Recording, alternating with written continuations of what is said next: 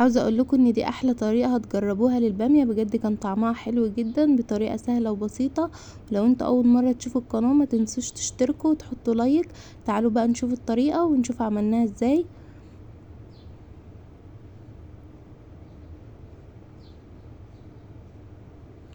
اول حاجه هنحتاج حله على نار عاليه، وهنحتاج 4 معالق سمنه بلدي كبار،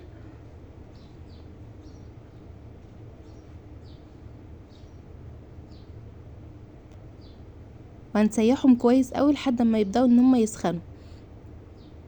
وعندي هنا بقى اللحمه مسلوقه كويس قوي متقطعه حلقات كده رقيقه، هبدا ان انا اديها صدمه مع السمنه البلدي الاول تاخد طعمها كده وتديها لون.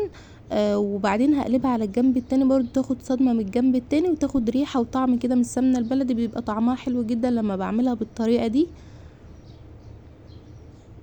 اول ما خدت لون كده من الجنب قلبتها على الجنب التاني عشان تاخد لون، هتلاقيها لازقه شويه عادي. ببدا ان انا افككها كده واقلبها على الجنب التاني تاخد لون برضو وريحه. بعد كده معايا بصلايه حجمها كبير، بصلايه واحده حجمها كبير ومقطعاها مكعبات بالسكينه، نزلتها على اللحمه والسمنه بحيث ان هي برضو اللحمه تاخد من طعم البصل كده، وقلبتهم شويه. وبعد كده هبدا ان انا اطلع اللحمه واخلي البصل يتدبل عادي برضو.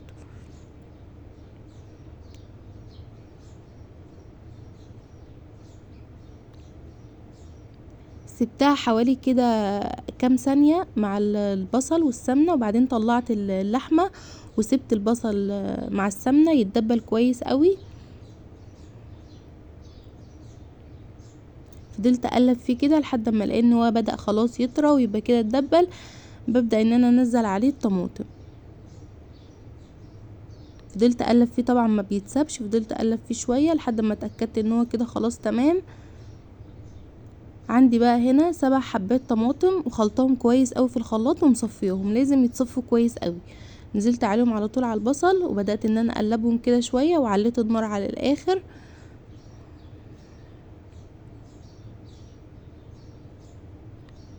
وعندي هنا بقى البامية مقمعاها كويس، بدأت ان انا انزلها على الطماطم كده واقلبهم كويس قوي برضو. وحطيت بقى نزلت اللحمة اللي معايا تاني نزلتها على البامية. وهنا بقى حسيت ان الشوربة محتاجة تزيد شوية، فجبت 4 كبشات كده او 5 من الشوربة بتاعت اللحمة اللي احنا سالقين فيها اللحمة عادي، وبدأت ان انا ازود بيها مية البامية.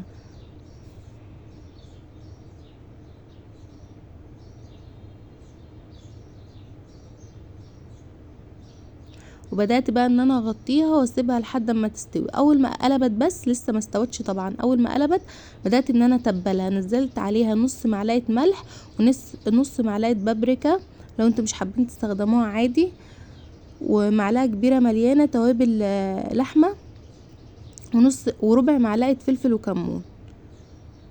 وطبعا التتبيلة او التوابل اللي انتوا هتستخدموها على حسب الكمية.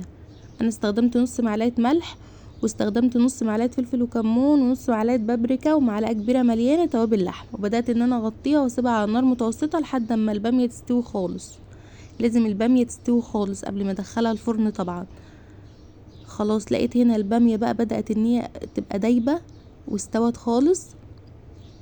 شايفين بوريكم هنا. طبعا اللحمه احنا مسويينها من قبلها، لكن كنت بديها صدمه عشان تاخد من طعم السمنه البلدي والبصل. بدات بقى ان انا انزل الصينيه كده من على النار خلاص دام هي استوت، وطبعا سويتها على نار متوسطه. بدات بقى ان انا اجيب الطاجن اللي انا هستخدمه وادخله الفرن.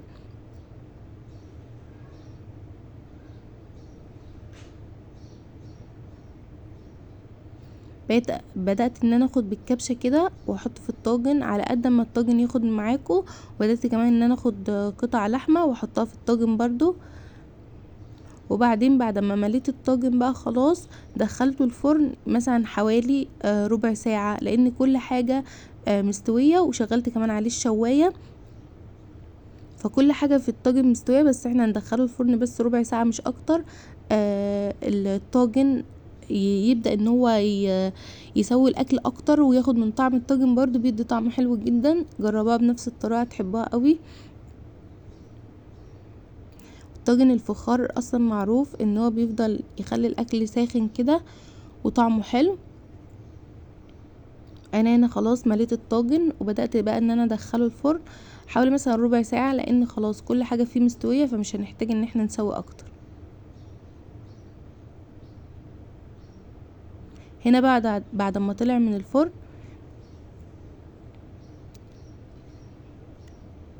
بس كده، كان طعمه حلو جدا. جربوه بنفس الطريقة يعجبكم. لو انتوا اول مرة تشوفوا القناة ما تنسوش تشتركوا في القناة، مش هتخسروا اي حاجة.